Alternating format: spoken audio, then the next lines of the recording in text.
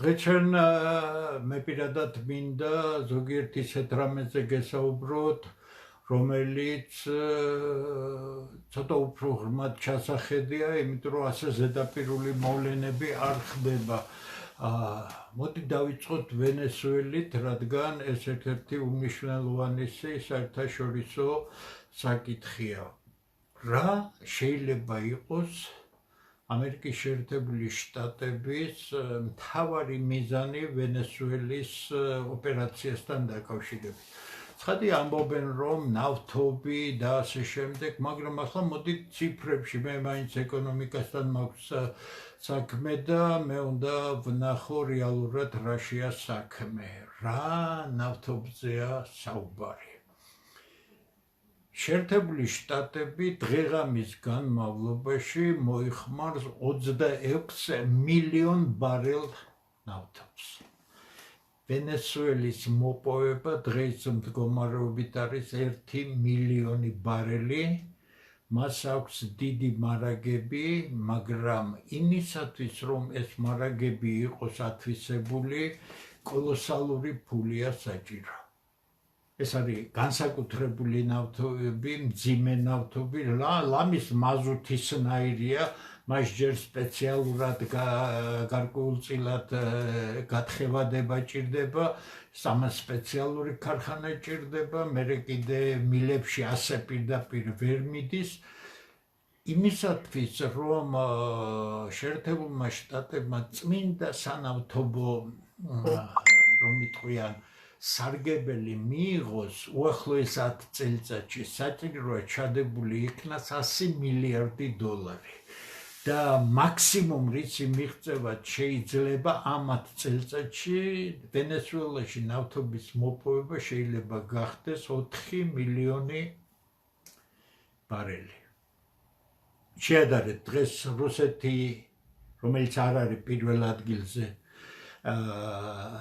მოიპოვებს დღეღამეში 10 მილიონ ბარელს, ამერიკელები მეც, ამერიკელებს ბევრი ნავთობი აქვს, მაგრამ ძალიან ჭკვიანურად იქცევიან რა ეს ნავთობი მოიპოვონ ბევრი და გაყიდონ იმ ქაღალდზე, რომელსაც თვითონვე ბეჭდავენ, არა, ისინი ამ ყველაფერს ინახავენ გაცილებით დიდი მიზნებისათვის, სამომავლოდ, როცა სერიოზული პრობლემები შეიქმნება ამ მიმართულებით. ესე იგი, მეორე საკითხი, ესე იგი, ნავთობიდან რაღაც ხელშესახები, უახლოესი 10-15 წელი სარგებლობის მიღება რეალურად არავის არ შეუძლია. სხვათა შორის, ერთ საკითხსაც ჩაუღრმავდეთ, ჩავესაბრალებენ იმას, რომ თითქოს ნაციონალიზაცია გააკეთეს და მადუროს არ გაუკეთებიათ მათ ნაციონალიზაცია.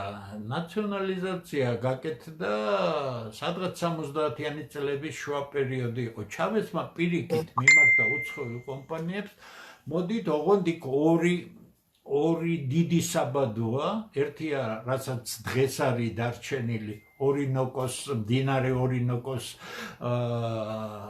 ბასეინში და დანარჩენი, რომელიც უფრო ზღვასთან ახლოსაა, იქ უკვე ფაქტურად მარაგები აღარაა დარჩენილი. მაგრამ ვერავინ, კი, შევრონიც არის იქ, ლუკოილიც იყო, სხვაებიც არიან. მაგრამ დიდი დაფინანსებები უნდა თქვენ წარმოიდგინეთ, მას შემდეგ რაც შეერთებულმა შტატებმა ოპერაცია ჩაატარა და გარკვეულწილად თავის კომპანიებს მიმართა, მათ შორის შევრნილსაც ინვესტიციები გააკეთონ, პასუხი იყო ძალიან მარტივი. რა იქნება ხვალ არ ვიცით, ამიტომ ეს კერძო კომპანიებია და ასეთ გაურკვეველ სიტუაციაში სერიოზული ინვესტიციებს, რომელიც აუცილებელია, ვერ განახორციელებენ. მეორე თემა ის ვენესუელასთან დაკავშირებით, რომ ჩახსნეს ჩინეთი იაფი ნავთობისაგან. ჩინეთის მოხმარებაც ნავთობისა ძალიან დიდია, მაგრამ გასაგებია მილიონი ბარელი, რომელიც არაერთი ქვეყანა ყიდულობდა ამ მძიმე ნავთობს, ჩინეთს არ მიქონდა მთლიანად, ამიტომ რაიმე არსებითი დარტყმა ჩინეთზე ამ ეგრეთ წოდებული იაფი ნავთობის გადაკეტვით ბევრი არაფერი წყდება, მაგრამ თავარი ეს არის, რომ ჩინეთის თბის ვენესუელა იყო პარტნიორი. ისევე როგორც რუსეთისთვის იყო პარტნიორი და საკმაოდ სერიოზული პარტნიორი, თუმცა რუსების პოლიტიკაზე ცოტა ქვემოთ ვისაუბრებ, ეს ისეთი პარტნიორია, რომელიც კრიტიკულ სიტუაციებში ჯერჯერობით ვერ ავლენს იმ პოზიციას, რომელიც დამოუკიდებელი სახელმწიფოს ინტერესების ფარგლებშია. ის მუქარა რომ რაღაცებს გაისროლიან, ვერ გაისროლიან, რუსები გამსრულები ნამდვილად არ არიან, თუ უშუალო პირდაპირ საფრთხე არ იქნა მათთვის შექმნილი. ესე იგი, ჩინეთის თემაც როგორც ნავთობისა ჩახსნელი უნდა იყოს. მაშინ ჩვენ ბუნებრივია, კარგად რომ გავერკვეთ ყველაფერში, რაცთან აგვაქვს საქმე. დიახ, გრძელვადიან პერსპექტივაში შეერთებული შტატები აკეთებს ამ რესურსებზე კონტროლის დაწესებას. თუ გავიდა ბოლომდე ეს საქმე, გარკვეული პრობლემები გაჩნდა, არა მარტო ის, რომ სენატმა შეზღუდა ტრამპის უფლებებით და თქვენ წარმოედგინეთ 6-მა რესპუბლიკელმა სენატორმაც დაუჭირა მხარი ტრამპის უფლებების შეზღუდვას, თუმცა ამაზე ადრეც იყო საუბარი, ჯერ კიდევ გასული წლის იანვარში, მაშინ ტრამპმა თქვა, რომ სენატის გარეშე არაფერს გააკეთებდა, მაგრამ ისე გააკეთა ბოლივიის ოპერაცია, არც კი, რომ ითქვიან, შეუთანხმებია საკანონმდებლო ორგანოსთან. მიზნები. მაშინ რა უნდა იყოს? ცხადია, აქ პირველ რიგში არის მთავარი პოლიტიკური მიზანი და მოდით ასე გავაკეთოთ. ალბათ მე ბევრი ვიფიქრე ამაზე, ალბათ მთლად არ უნდა აუყვეთ, რომ მონროს დოქტრინა არის ამოსავალი ამერიკის საქციელისთვის. მონროს დოქტრინა, ანუ დასავლეთ ნახევარსფეროს კონტროლი გარკვეულწილად არის, მოდით ასე ვთქვათ, ნახევარი საქმე, რომელიც მათ უნდათ, თავარი მიზანი, რომელიც დღეს უკვე აშკარად გამოკვეთილია, არა მარტო დასავლეთ საქართველოში, დასავლეთ ნახევარსფეროში, საქართველოსაც ვიტყვი, ამ წრეშია ყველაფერი, არამედ ახლო აღმოსავლეთშიც, კავკასიაშიც, სადაც კი პოტენციალურად არსებობს ამერიკის შეერთებული შტატების ორი გეოპოლიტიკური მოწინააღმდეგის, რუსეთის და ჩინეთის ინტერესები, ამ ინტერესების მაქსიმალურად შეზღუდვა, პირველ რიგში ეს ჯერჯერობით იქნება ჩინეთისთვის ეკონომიკური პრობლემების გაჩენა, რუსეთზე ზეწოლა და ეს ისეთი ზეწოლებია, რომელიც გითხრათ სიმართლე, რუსული ხარის გარკვეულწილად დაცინვაც არის და შეურაცხყოფას. ეს ხალხად მართალია ის გემი სულელურად გადაიფორმეს, სოჩას მიაწერეს რუსებმა და ასე შემდეგ და ეგონათ ამით რაღაცას, ესე იგი, არიდებდნენ თავს, მაგრამ გაიმასხარავეს თავი, იმიტომ რომ ამერიკელები ძალიან უდიერად მოექცენ, უკვე ორდერი ხელში ეკავათ და ასე შემდეგ, ამიტომ აქაც შეცდომა დაუშვა. შიგნით რა მოხდა გითხარით, ესე იგი, სად გაქრა და არსად არ გამქრალა ყველაფერი ადგილზე, ეს ძალიან სერიოზული შეიარაღება, განსაკუთრებით ჰაერსაწინააღმდეგო სისტემებისა, რომლებიც რუსებისგან ჰქონდათ, ახლა ჩამოთვლებს აზრი არ აქვს.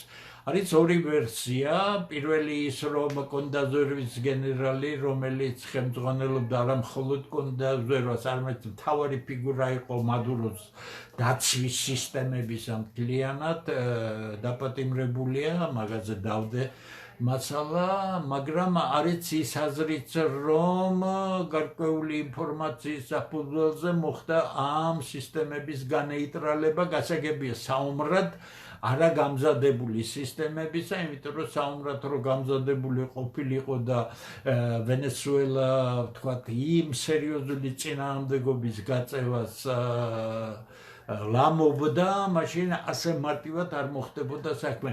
ამ საკითხში ჯერ კიდევ ბევრი სიბნელეა. ყველაფერი ცნობილი არ არის. მე ამერიკულ გამოცემებსაც და ანალიტიკოსებსაც ძალიან კარგად მოусმინე, ყველაფერი ცნობილი არ არის. ესე იგი ამ ხრივ ვენესუელის მთავარი ამოცანა, ამ ამოცანისა არის არა ამ წუთში ნავთობიდან რაიმე სარგებელი, არამედ რუსეთისა და ჩინეთის იზოლაცია. შემდეგი ძალიან სერიოზული შეტევის ობიექტი იქნება კუბა, ვერ გეტყვით როგორ განხორციელდება. თუმცა ვენესუელაში როგორ განვითარდება მოვლენები, აი დღეს მე ვეცადე გარკვეული ამაში, გარკვეული არ არის. აი ვერ გეტყვით როგორ განვითარდება მოვლენები ვენესუელაში.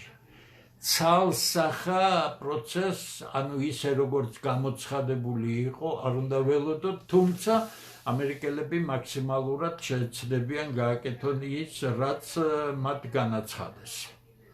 კუბა უკანასკნელი მოდით საყრდენი რუსების კარიბის ზღვაში. ის საკმაოდ პრობლემური ქვეყანა, ვენესუელის პრობლემა კუბას ძალიან სერიოზულ პრობლემებს უკვე ნავთობის მომარაგების თვალსაზრისით, ეს ეკონომიკურად ძლიერი ქვეყანა არ არის, რას გააკეთებენ რუსები კუბის დასაცავად, ვერ გეტყვით, ჯერჯერობით გამოკვეთილი არ არის და შემდეგ მოდის უკვე ვენესუელის მეზობელი ქვეყანა ბრაზილია, რომელიც დღეს გეოპოლიტიკურ თამაში, როგორც გლობალური სამხრეთის ერთ-ერთი ლიდერი, სერიოზულ როლს თამაშობს და ამდენად პრეზიდენტი ლულა ბრაზილიაში სულაც არ არის ამერიკული განწყობის. თქვენ წარმოიდგინეთ, რომ კოლუმბიის პრეზიდენტი საკმაოდ ხისტად ესაუბრება ამერიკელებს, არა და კოლუმბიაში ამ პრეზიდენტის წინ ფაქტურად კოლუმბიის სააკაშვილი ყავდათ, ეს აბსოლუტურად დამორჩილებული და ფაქტობრივად მარიონეტული ქვეყანა იყო, მაგრამ რაღაც გაეპარა თარჩევნებზე, მოვიდა კაცი, რომელიც ამერიკულ პოლიტიკას ეწინააღმდეგება. მისი განცხადება, რომ რუბიოს რომ შეუთვალა, მოდი და დამაპატიმრე, აბა ერთი მოსინჯეო, თავისთავად მიუთითებს იმას, რომ მარტივი პროცესი ლათინურ ამერიკაში არ იქნება. მაგრამ კიდე გეუბნებით, მთავარი ამ შემთხვევაში არის არა უბრალოდ დომინირება ნახევარსფეროში, არამედ ყველანაირი შესაძლო გზების გადაკეტვა მთავარი კონკურენტებისთვის ამ ნახევარსფეროში, მაგრამ ამერიკელები გამორიცხულია, რომ მონროს დოქტრინის ფარგლებში გაჩერდნენ და რაღაც გაყვან. არაფერს არ გაყოფენ, მაგრამ ამიტომ თქვი მე, რომელიც ბევრმა არასწორად გაიგო, მაქსიმალურად დააწვევიან რუსეთს. ჩინეთი არ არის პრობლემა. ამერიკელებისთვის მერწმუნედ ჩინეთი არ არის პრობლემა. პრობლემა არის რუსეთი. თუ რუსეთთან ამერიკელებმა საერთო ენა გამონახეს, ჩინეთი ვერასდროს ვერ გასწევს იმ წინააღმდეგობას, რასაც საქართველოში ელიან. ასე რომ რაც შეეხება აი თავარ საკითხს, ახლა უახლოეს ხანში ჩვენ უნდა ველოდოთ, მე არ ვფიქრობ, უკვე არ გამოიკვეთა ისეთი სიტუაცია, რომ გინდა თუ არა შეიარაღებით ყველგან გააკეთებს ოპერაციებს ამ პატარა ქვეყნებში, სადაც სერიოზული პოლიტიკური მიბმებია, შეერთებული შტატები, იმას გრენლანდიაშიც არ გააკეთებს, ასე ჩანს ყოველ შემთხვევაში, შემთხვევით არ არის რუბიოს დაგეგმილი ვიზიტი, ჩინოვნიკებთან საუბარი, ხალხს შეპირდნენ უკვე $100,000-მდე მისცემენ თითეულს, რო გითხრათ სიმართლეს რაიმე ამერიკისთვის სერიოზული პრობლემა დაუშვათ მაქსიმუმი 100,000-იც რომ იცენ თითოეულ გრენლანდიელს იქ 60,000 კაცი ცხოვრობს მხოლოდ 60,000 100,000 ეს არის 60 მილიარდი დოლარი სალაპარაკო ფულიც არ არის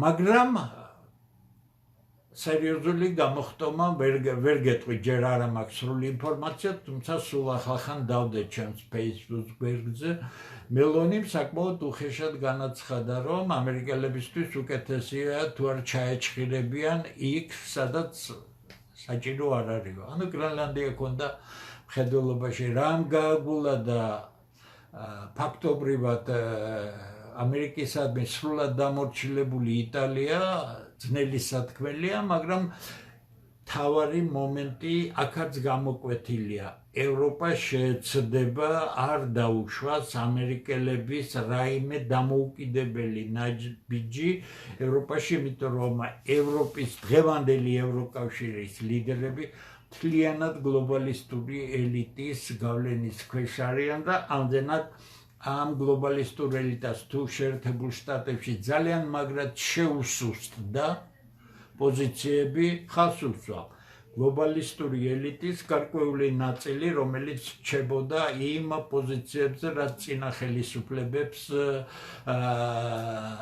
ახასიათებდათ და ამან შეერთებულ შტატებს სერიოზული პრობლემა შეუქმნა. ეხლა იმ ელიტის ნაწილი, რა თქმა უნდა, ტრამპს და იმ ტრამპის მხარდაჭერ ელიტასაც უჭერს მხარს, იმიტომ სხვანაირად ტრამპი ვერ მობრუნდებოდა ხელისუფლებაში, სხვანაირად არ ხდება ისეთ ქვეყანაში, როგორც შეერთებული შტატებია, მაგრამ ევროპა მთლიანად არის კონტროლ ქვეშ და ერთ-ორ ქვეყანას ახლა უნგრეთს და სლოვაკეთს თუ გამოვრიცხავთ, ეხლა რაღაც ნიშნები გაჩნდა ავსტრიაში საერთო სურათი არ იცვლება. ესე იგი, უნდა ველოდოთ იმასთანაც, რომ გრენლანდიის საკითხი იქნება გარკვეულ დროში გაწერილი და შეეცდებიან ამერიკელები არ გაართულონ ევროპაში. თუმცა ტრამპმა გააკეთა განცხადება, რომელიც ყველა ქართველმა კარგად უნდა გაეთავისოს. მე არ მაინტერესებს საერთაშორისო სამართალი ჩვენ ვაწესებთ თვითონ რა არის კარგი შეერთებული შტატებისთვის, რა არ არის კარგი. გითხრათ სიმართლე იმ აბსოლუტურ არაფერს, რომელსაც საერთაშორისო სამართალი ჰქვიოდა, დღეს ფაქტიურად უარი ეთქვა მსოფლიოს ნომერი პირველი ქვეყნის მიერ და მათ თქვეს, რომ მათ არ აინტერესებს საერთაშორისო სამართალი, ისინი თვითონ განსაზღვრავენ რა არის კარგი და რა არის ცუდი შეერთებული შტატებისათვის.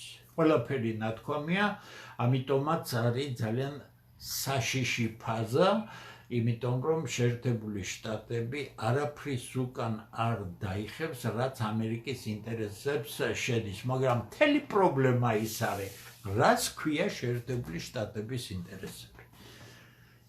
გითხარით, დასავლეთ ნახევარსფეროსთან, ვენესუელასთან დაკავშირებით ძალიან სერიოზული პრობლემები იქნება, მაგრამ არა საომარი. თავარი სამიზნე და Fox News-მა, ეს ფაქტიურად კონსერვატორების რუპორია, პირდაპირ მოუწოდა ტრამპს, რომ ჩაერიოს ირანში, დაეხმაროს ირანელ ხალხს ამ რეჟიმის შეცვლაში და ასე შემდეგ და ასე შემდეგ. ძალების გადაჯგუფება ირანისაკენ, ისრაელის პრემიერ-მინისტრის სულ ახლახან ვიზიტი ამერიკაში და მზადება არ გამორიცხავს, რომ ნომერ პირველი დაძაბულობის კერა იქნება ირანი, მაგრამ პირველად გამოჩნდა ამდენი ხნის მანძილზე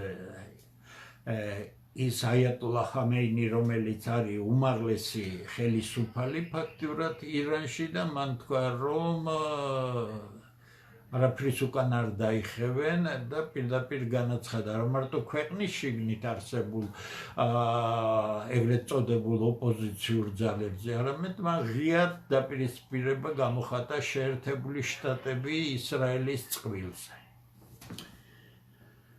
რა უნდათ ბოლო-ბოლო ამერიკელებს ირანთან.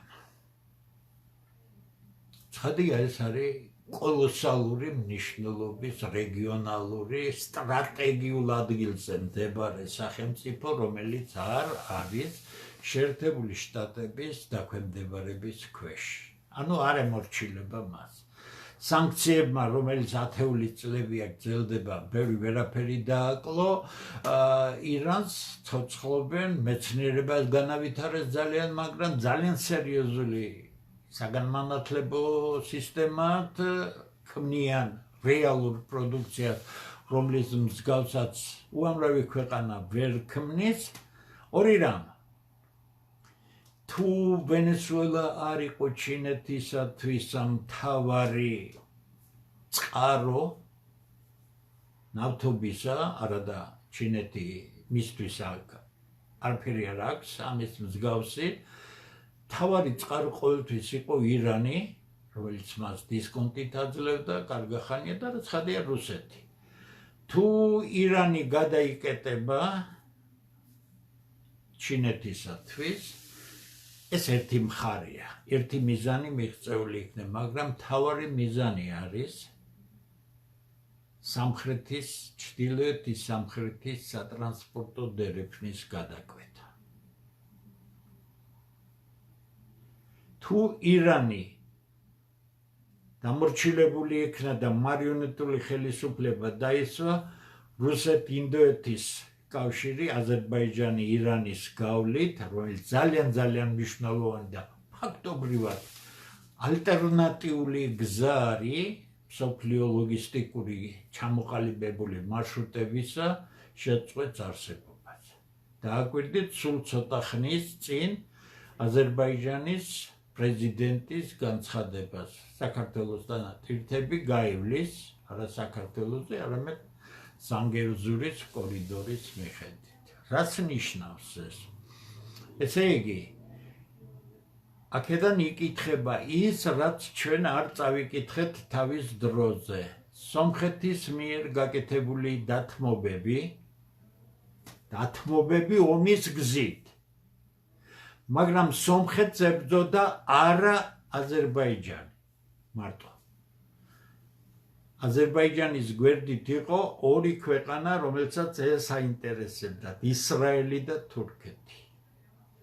ამდენად სომხეთის მარცხი გამოწვეული არა აზერბაიჯანელების გამარჯვებით, არამედ დიდი გეოპოლიტიკური ჩანაფიქრით, აქ ისრაელი და თურქეთის შემსრულებლები იყვნენ, მხოლოდ მაგრამ სამაგიეროდ ყველაფერი იმ დათმობისა და თქვენ იცით აზერბაიჯანი და ისრაელი ძალიან მჭიდროდ თანამშრომლობენ, რა იქნება ბოლოში ჯერჯერობით ნაადრევია საუბარი, მაგრამ არ მგონია რომ აზერბაიჯანის ამ პოლიტიკამ შედეგი მოიტანოს, იმიტომ რომ ის რისკის ქვეშ აყენებს თვითონ აზერბაიჯანის არსებობას.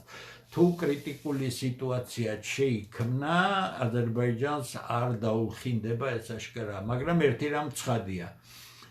იმ სატრანსპორტო დერეფნებისა და ინვესტიციებისა და გარკვეული გარანტიების სანაცვლოდ რუსებმა აქაც არა მოდით ასე ვთქვათ, არაკორექტულად მოექცნენ საკუთარ პარტნიორს, იმიტომ რომ სომხეთი არც ფიქრობდა სხვაგან გახედვას, ამბობდნენ რომ მათი უსაფრთხოების გარანტი არის რუსეთი და ასეც იყო.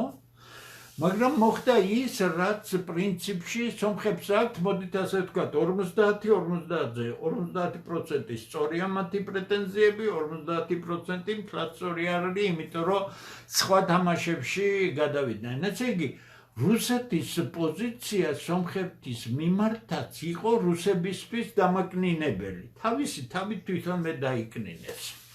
თუმცა მათ ძალიან კარგად იციან, რომ თუ რუსეთის გეოპოლიტიკური ინტერესები სომხეთში აღარ იქნება, სომხეთი უბრალოდ არსებობას ვერ შეძლებს, იმიტომ რომ აუცილებლად დროში თურქები მას ჩაყლაპავენ.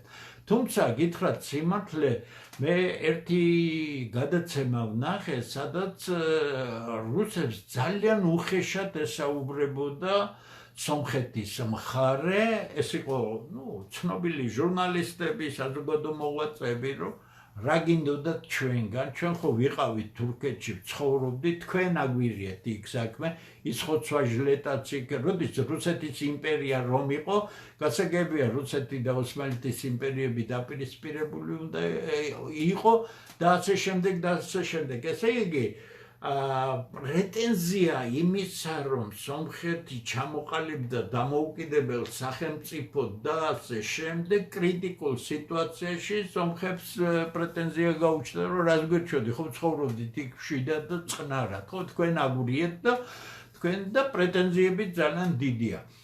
არის ამაში სამართლის და სიმართლის ნაპერწკლები, ცხადი ერთი კი არა, რამდენიმე სერიოზული ნაპერწკალია, იმიტომ რომ არჩევანის საქმეა, შენ ან გინდა შენი დამოუკიდებლობა, არ გინდა, მაგალითად ქართველების ბელადომანით შეპყრობილი ნაწილის აზრ თუ გავითვალისწინებთ, ამათთვის სულ ერთია, იქნება ქართული სახელმწიფო, არ იქნება თავარია რომ ბელადი მართავდეს მათ და ბელადმა თვითონ იცის რა ჯობია ხალხის მომავლისთვის. დაახლოებით იგივეა, რაც დათათხუთაშხიაში ცნობილი სცენა, როდესაც რა უნდა ამ კაცო გუპავსო, აი ესეა ჩემს გამოსვლებზე ამ გონებაჩლუნგი ოცნების მხარდაჭერების და თუ იქეთ ვსაუბრობ, ახლა უკვე იქით ყოფილი პრეზიდენტის, ყოფილი რას ქვია, წინა ხელისუფლების ყოფილი პრეზიდენტის მომხრეებისგან. ასე რომ ჩვეულებრივი ამბავია. ესე იგი, დაპირისპირება, რომელიც მიდის ირანში, აქაც მრავალ ფაქტორიანია და ერთ-ერთი მთავარი ფაქტორი არის არა მარტო ჩინეთის თვის ნავთობის გადაკეთვა, არამედ რუსეთისთვის პარტნიორის ჩამოცილება, რუსეთ-ინდოეთის სატრანსპორტო მაგისტრალის გადაკვეთა და თუ ესა მოხდა, მაშინ სამხრეთ კავკასია დღევანდელი მოცემულობით ავტომატურად მოხდება ის, რომ აზერბაიჯანის სომხეთის ბმა გახდება აღმოსავლეთ-დასავლეთს შორის ლოგისტიკური ტრაექტორიის განსაზღვრელი, რომელიც მთლიანად ამერიკელების კონტროლს იქნება დაქვემდებარებული. ჩვენ ქართველებმა ბოლო 33 წლის განმავლობაში იმდენი ისეთი ხელისუფლებები ყავდა, ერთი ერთმანეთზე სისულელეები აკეთეს და რა ქვეყნის გაძლიერება არაფუნქციური დატვირთვის მოძებნა ამ შეცვლილ ვითარებაში და ქვეყნის რომ იტყვიან ფეხზე დაყენება, არამედ ქთამი, მარიონეტული სულისკვეთება და ყალბი ორიენტაციები და ყალბი იდეა ფიქსები, რომელმაც დღეს ჩვენ ძალიან მძიმე მდგომარეობაში ჩაგვაქვს. ესე იგი, ირანის საკითხი საქართველოსთვის განსაკუთრებით აქტუალურია, იმიტომ რომ ჩვენ ადრე თუ გვიან შეგვეძლება სამხრეთ ჩრდილოეთის ამ მაგისტრალის სისტემაში ჩაბმა და ეს საქართველოსთვის მხოლოდ კარგია, აქ არანაირ ორიენტაციაზე არ უნდა საჭირო ხარსოსვამ. საქართველოსთვის დღევანდელ პირობებში რაიმე ორიენტაციის გაკეთება იქნება პოლიტიკური შეცდომა. რატომ? იმიტომ რომ ამბანურ რამეს ვიტყვი. როდესაც სწრაფი ცვლილებების პერიოდია, გონიერი პიროვნება ვამბობ, გონიერი პიროვნება, გონიერი ხელისუფლება არასდროს არ მიიღებს გრძელვადიან გადაწყვეტილებებს. ამას მე ახლა როგორც მანტრას თუ გნებავთ, ისე გეუბნებით ახალგაზრდებს, ყველას ვინც ისმენთ, არასდროს მიიღოთ გრძელვადიანი გადაწყვეტილებები და არ აიღოთ ვალდებულებები, გრძელვადიანი ვალდებულებები ძალიან სწრაფად ცვლილებადი გარემოს პირობებში. რატომ? შეცვლილი პირობების შემდეგ შეიძლება გაჩნდეს ოფციები, რომელიც თქვენ დახურული გექნებათ. პიროვნებას ვეუბნები. ესე იგი, თქვენ მიიღეთ ნაჩქარევი არასწორი გადაწყვეტილება ძალიან ქაოსურ მდგომარეობაში, გაიწმინდა სიტუაცია და თქვენს წინაშე აღმოჩნდა კარგი სიტუაციები, თქვენი ქვეყნისთვის, პიროვნულად თქვენთვის. და და თქვენ უკვე ჩახურული გაქვთ ეს და ამიტომ არ შეიძლება ანბანურ რამეს ვამბობ. საქართველოს ხელისუფლების გასაგონად ვამბობ. ჩვენივრად უსმენენ. ძალიან კარგად ვიცი რას ვაკეთებ, ძალიან კარგად უსმენენ, კარგად მოისმინო. გადაწყვეტილების მიღება იმ სიტუაციაში, როდესაც დღეს ასეთი საერთაშორისო მდგომარეობა არა მარტო პოლიტიკური უვიცობის შედეგია, არამედ უინტელექტობის ბრალიც არის.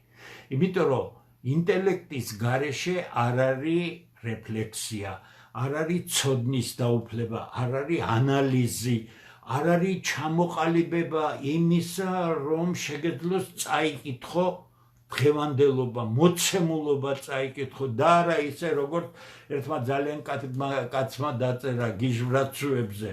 გასაგებია, ჩვენი მაშინ თბილისში მცხოვრები სომხები ქართველებს კარგად იცით გიჟვრაცუებს უწოდებდნენ. არ იყო ეს მართლა ბოროტული ის, უბრალოდ ასეთი იყო ქცევა, ხო?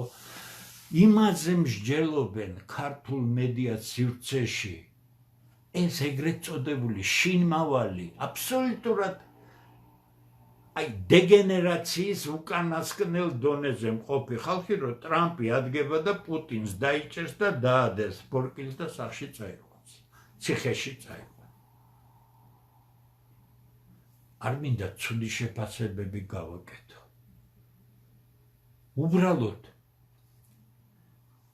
იდეოლოგიამ, ამ დამპალმა იდეოლოგიამ გონება დაუკარგა ადამიანებს.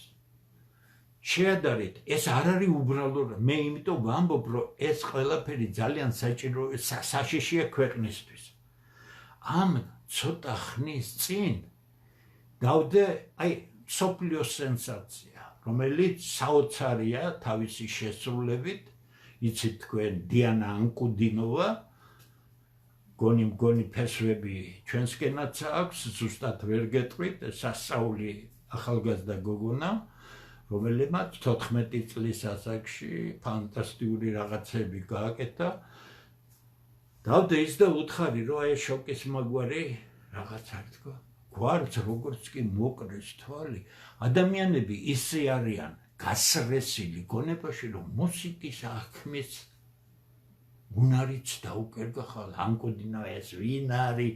ბიჭო, გადაშალე, წაიკითხე რაღაცა. რევოლუცია არის მუსიკაში. ერთმა ყაზახელმა ბიჭმა, დიმაშმა და ერთმა სადღაც შორეული აღმოსავლეთში ქუჩაში 3 წლის დაგდებულმა გოგომ დედამისი გალოტდა და დატოვა ავტობუსის გაჩერებას და ყინვაში დააგდო ქუჩაში უბრალოდ. შემთხვევით გადარჩენილი. ვოკალურ ხელოვნებაში მოახდინეს რევოლუცია. რატო გეუბნებით? ამ სიდამპლემ, რასაც რუსოფობია ქვია. ადამიანები დაამახინჯა და სიმღერა რა არის? სიმღერა არის მიუგდოყური და შეაფასოს. რა მნიშვნელობა აქვს ვინ მღერის? მე შეიძლება დაინტერესდეს სიმღერა. ამ დროს მსოფლიოში საუკეთესო ვოკალური ხელოვნების სპეციალისტები, ოპერის მომღერლები, საოპერო კომპოზიტორები ერთი განახად რა შეფასებებს იძლევიან და საცოდავი ქართველები, რომლებიც რუსოფობიამ უბრალოდ უტვინოვებად აქცია, დასცინიან, ეს ვინ არის, რას კიდებს ამას ხელს და ასე შემდეგ. ეხლა ეს შემთხვევით არ მიდგავს. გონება, დამთხეულობა არა მარტო რეალობის აღქმას გიკარგავს, არამედ გიკარგავს ელემენტარული კულტურული ადამიანის ნიშნებს და შენ გაქცევს მანქურთად, რომლის აზრით და იდეა მანქურთობისა ჩინგიზ აიტბატოვს ეკუთვნის, ამ ცოტა ხნის წინ დავდე და ამ მართლა და გენიალურმა მწერალმა უბრალოდ სწორად თქვა ერთი რამ, რომ არავითარი ატომური იარაღი არ არისო, მე ახლა მოკლედ ვამბობ. საშიშიო, მთავარი ის არის ადამიანიში, ადამიანურობა რომ იკარგებაო.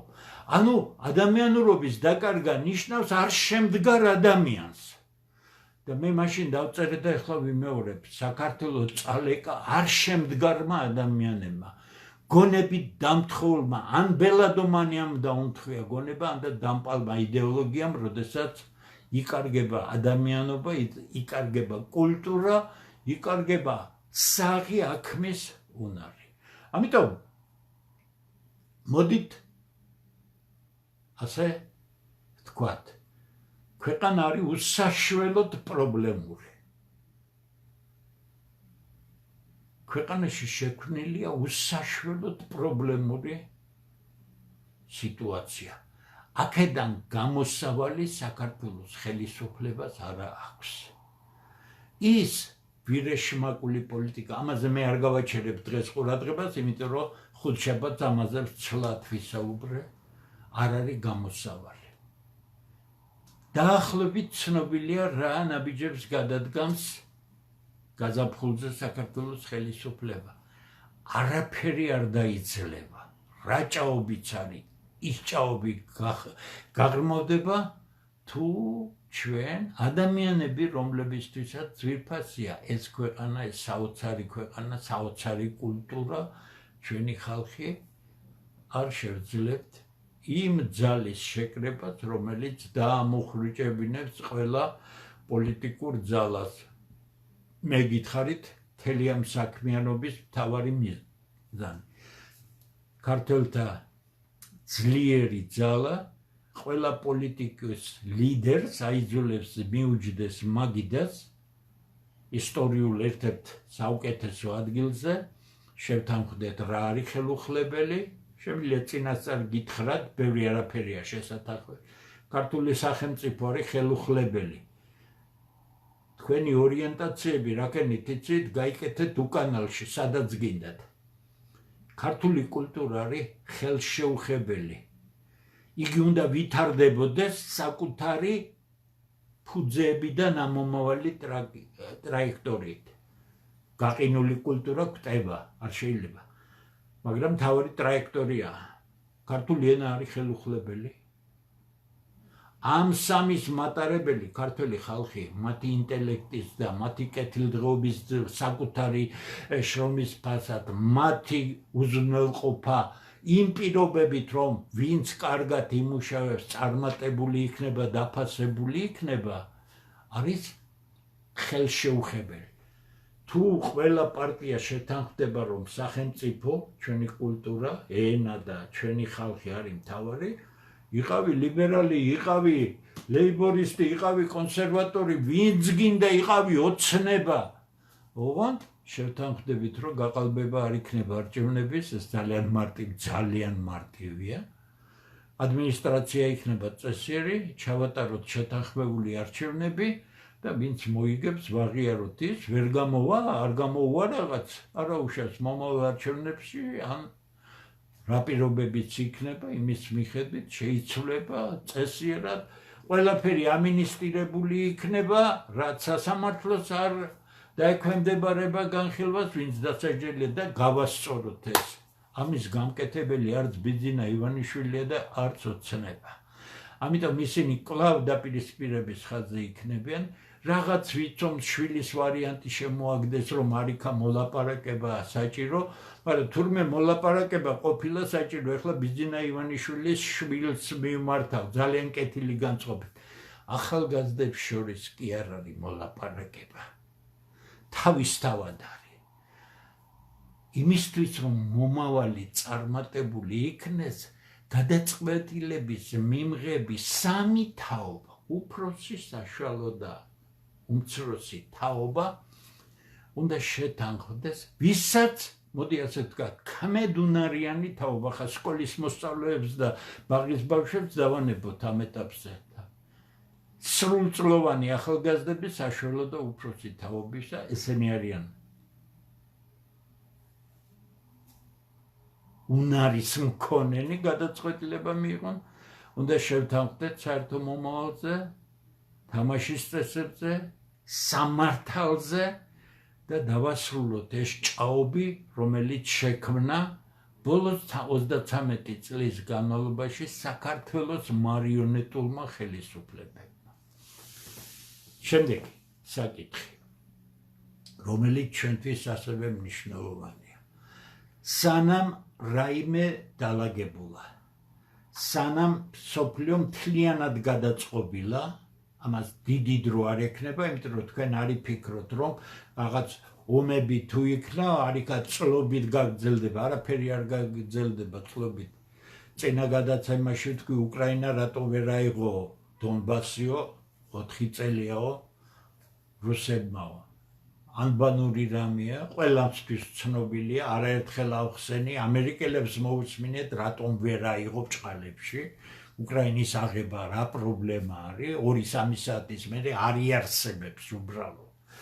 მაგრამ ამაზე არაა ლაპარაკი. ეს მე 4 წლის წინ თქვი და მე ფეიკები აკეთეს, რომ 2 საათში დაამარცხებს რუსეთიო გიორხელიძე თქვა და აუ ესე რუსეთის მიერ უკრაინის განადგურებას 2-3 საათზე მეტი არ ჭირდება. რატო არა? რატო არ აკეთებს ამას? იმიტომ არ აკეთებს, რომ ეს პირველ რიგში რუსებს დაარტყამს და უზარმაზარ საფრთხეს შეუქმნის, იმიტომ რომ მისი მოკავშირე სოფლიოს 2/3-იც კი ზურგს შეაქცევს.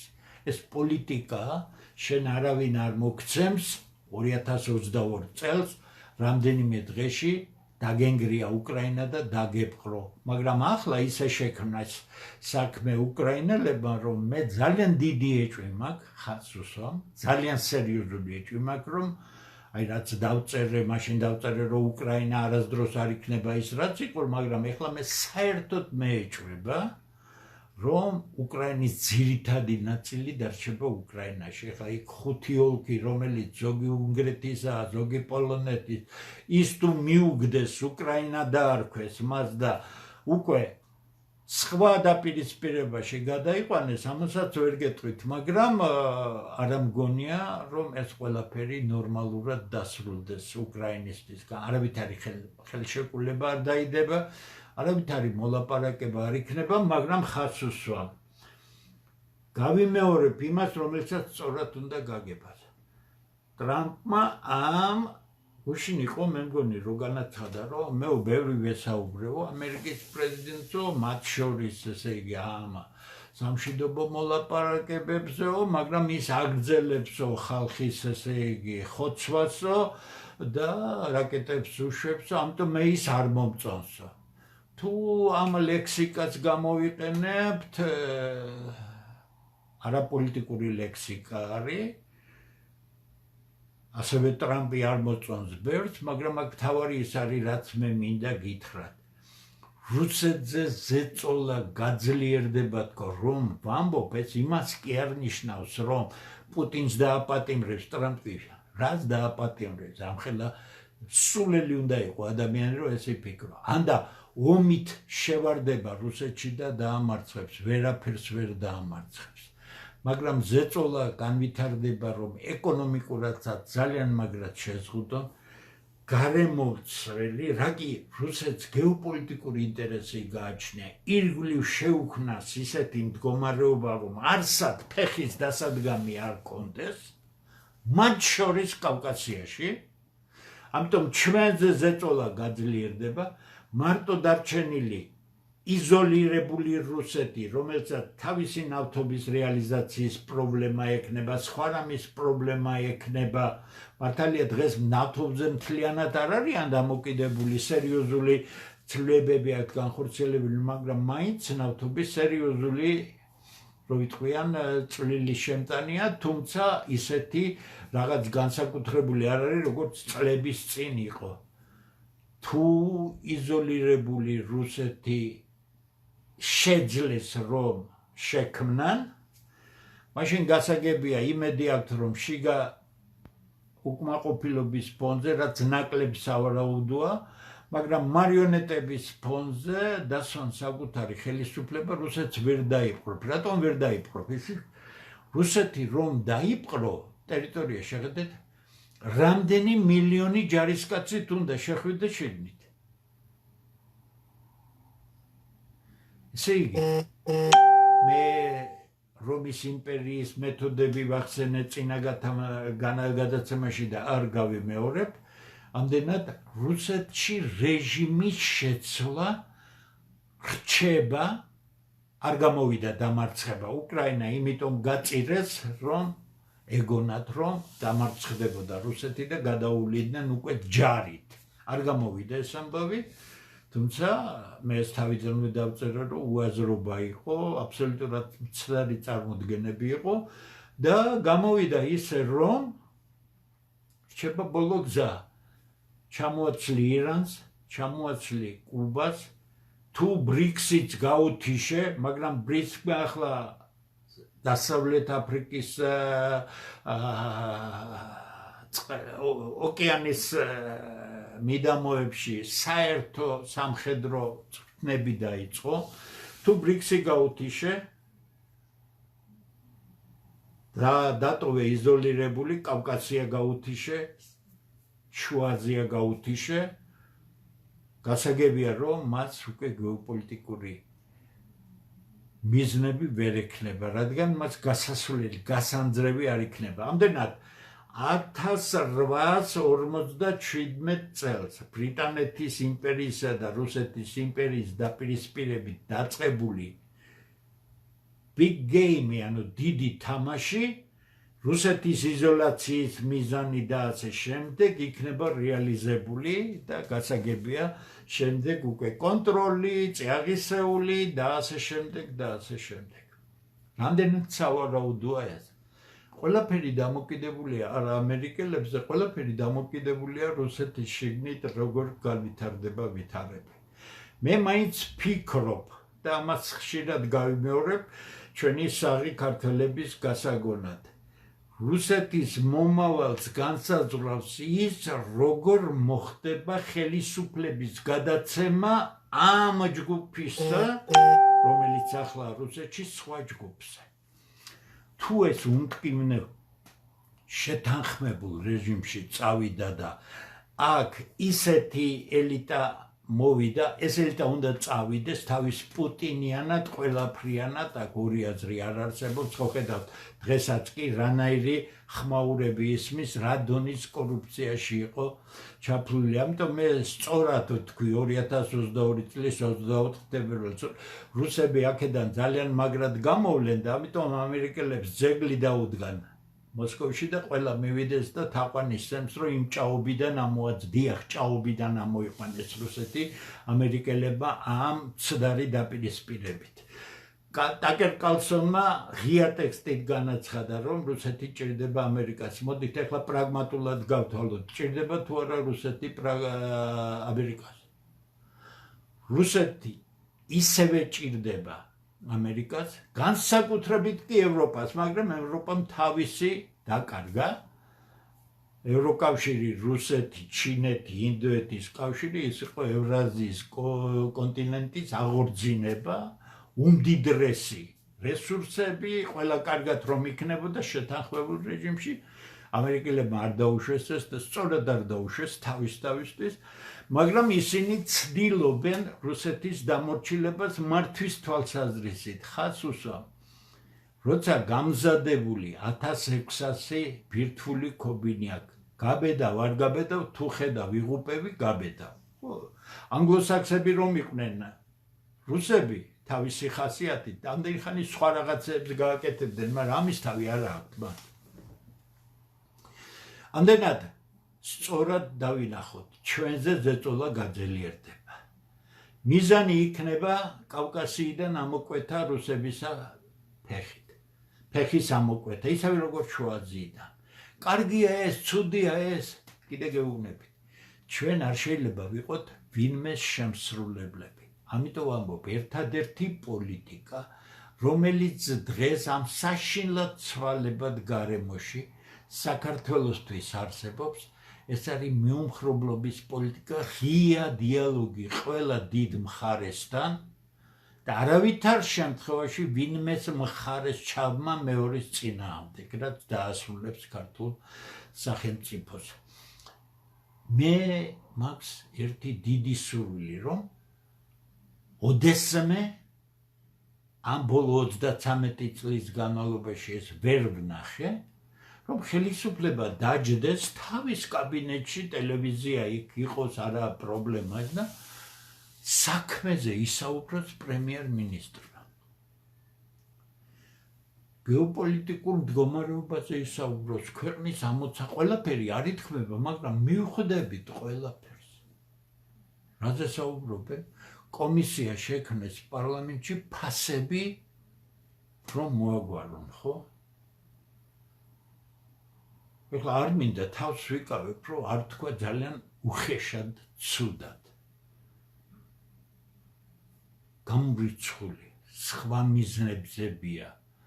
იმ განუკითხაობისა, რაც ქართულ ეკონომიკაში ხდება, კლანური აბსოლუტურად სისტემა, კარტელები, რომლებიც ვერაფრით ვერ იარსებებდნენ, რო არა საქართველოს ხელისუფლება, ამ ჭაობში ჩაფლული თვითონ ხელისუფლება, რომელიც ქმნის ამას, რა დავაბრალო ახლა კომერციულ ბანკს, ახლა მთავრობა თუ სერვის ფუნქციას და ეროვნული ბანკი სერვის ფუნქციას უწევს და სავალუტო ოპერაციებზე მოგების 53%-ზე ადის ბანკი, რომელიც სულაც არ არის ეს ვალუტის ყიდვა გაყიდვა ბანკის საქმე არის კლასიკური საბანკო საქმიანობა, გაასესხოს ფული, აკუმულირება გაუკეთოს დანაზოგებს და ტრანსფორმაცია მოახდინოს ეკონომიკაში. რამდენი მილიარდი დებს დეპოზიტებზე ქართულ ბანკებში, რატო არ მიდის ეკონომიკაში და რა მოყავთ 6 მილიარდი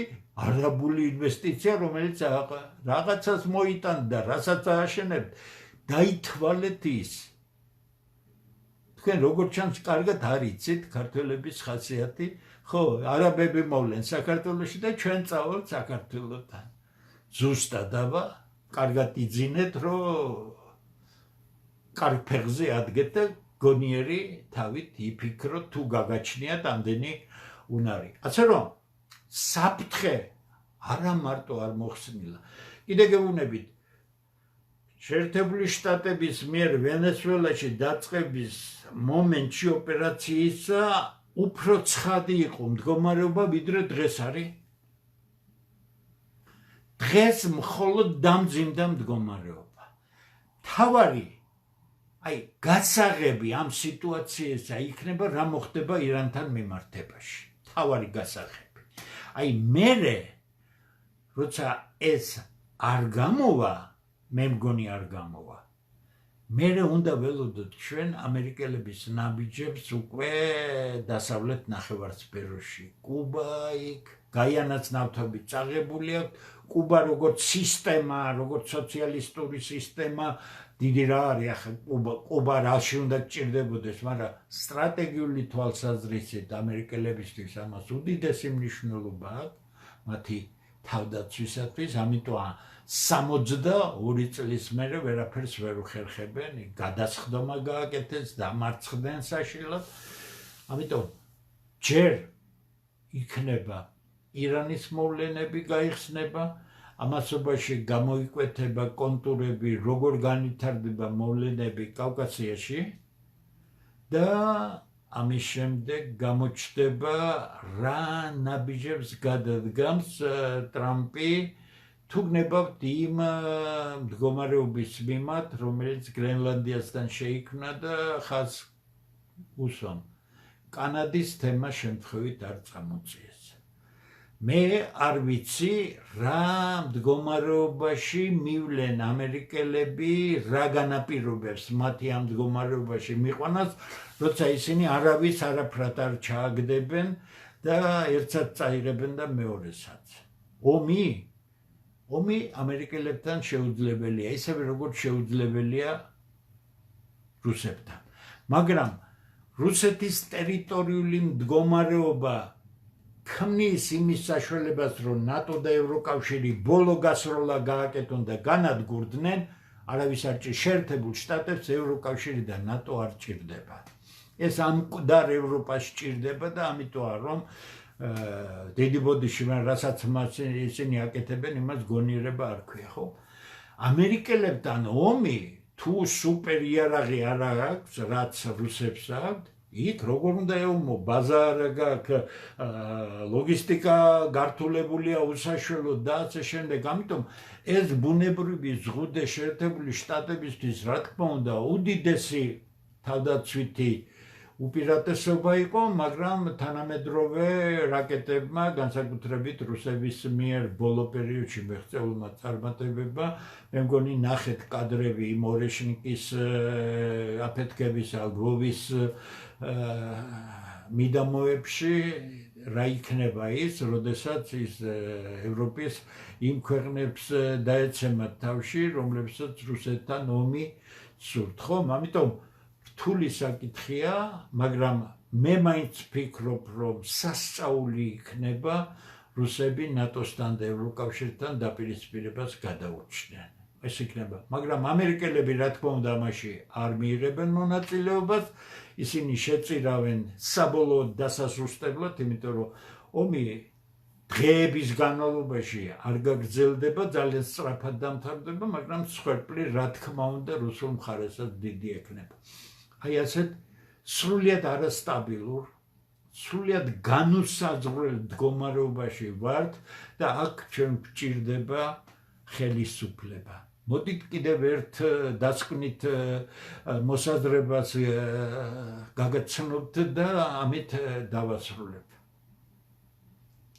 კლასიკური დემოკრატია, ანუ არჩევნების გზით ხელისუფლების არჩევა, თავარი მომენტი, რომელიც ქართველებმა 35 წელია ვერ გაიგეს, იყო კლასიკურ დემოკრატიულ ქვეყნებში ის, რომ როცა ხელისუფლებას ირჩევდნენ, ადამიანი ძირითადი მასა ფიქრობდა ასე, კრიტიკული სიტუაცია რომ შეიქმნეს, როგორ მოიქცევა ეს სახელმწიფო. ამიტომ ხელისუფლებებში ყოველთვის ასაკოვანი უფროსი თაობა იყო. რატომ? ხალხი დაკვირვებული იყო ამა თუ იმ თაობას, ეხლა 60 და 70 წლის კაცის ცხოვრება შენ ქვეყანაში, რომელიც ხელისუფლებაში მოდის, ან პარტიის ლიდერია, ან თვალწინ იყო, ესე იგი ქართველებმა ეს ვერ გაიგეს. ქართველებმა ვერ გაიგეს, რომ ახალგაზრდა ხალხის პოლიტიკაში მოსვლა არის ამ ახალგაზრდების დაღუპვა. იმას ვერ მიხდნენ, რომ ის შემოგდებული სისულელე, რომ ახალი სახეები, რა ახალი სახეები, თქვენ საწოდავებო. ახალი სახეები კი არა, 10 წელი თუ არ დაკვირვებულ ხარ, კაც, საზოგადო საქმეში, სახელმწიფო საქმეში, მიდიხარ და არჩევნებით ხმას ადლევ, ესე იგი უტოვინო ხარ ჩამოყალიბებული. შვილი არ გიყვარს, ოჯახი არ გიყვარს, კიდე გეუბნები დაანებე თავი ქვეყანაზე. პასუხისგებლობა არ გაგაჩნია. ასაკოვანი ხალხი იყო და იცით მთავარი მოტივი რა იყო? ამ ადამიანების განვლილი ცხოვრება კარნახობდა ამ ხალხს, რომ რაიმე რომ მოხდეს, ესენი კრიზისულ სიტუაციაში მიიღებენ სწორ გადაწყვეტილებას. ერთ კლასიკურ მაგალითს გეტყვით. სუპერ მაგალითია. ედვარდ კენედი ალბათ ძალიან ბევრ ჩემი თაობის ადამიანს ახსოვს. ეს არის კენედების მესამე ძმა. ჯონი პრეზიდენტი მოკლეს, რობერტი იუსტიციის მინისტრი, იგიც პრეზიდენტი გახდებოდა, მოკლეს, ედვარდი აუცილებლად გახდებოდა პრეზიდენტი, მაგრამ მოვიდა ასეთი რამ. ერთ-ერთ ხიდზე მანქანა გადაუვარდა, გვერდით დივანი ქალი ეჯდა და ის ქალი მოკოდა, გასაგებია შოკია კაცისთვის ეს, ხო? 4 საათი ითათბირეს და მერე განაცხადა პოლიციაში. ამით დასრულდა ედვარდ კენედის პოლიტიკური მომავალი. იცით რატო? შენ ყოფით სიტუაციაში 4 საათი მოუნდი გადაწყვეტილების მიღებას, ელემენტარული გადაწყვეტილების მიღებას და ქვეყანას რო პრობლემა შეექმნეს. შენ რაც გააკეთებო? ედვარდ კენედი, მართალია მე სენატორიც იყო ყველაფერი, მაგრამ ის არავინ არ იყო. ის იყო კენედების ცნობილი ოჯახის წარმომადგენელი, რომელიც პოლიტიკური კარიერის თვალსაზრისით დასრულებული იყო. ასე დათრულდა კენედების კლანის ამბავი შეერთებულ შტატებში. ეხლა მითხარით თქვენ, ამ უმწიფარ უტვინოებს რომ ირჩევთ ამდენი წელწადია. ვისი იმედი გაქვთ?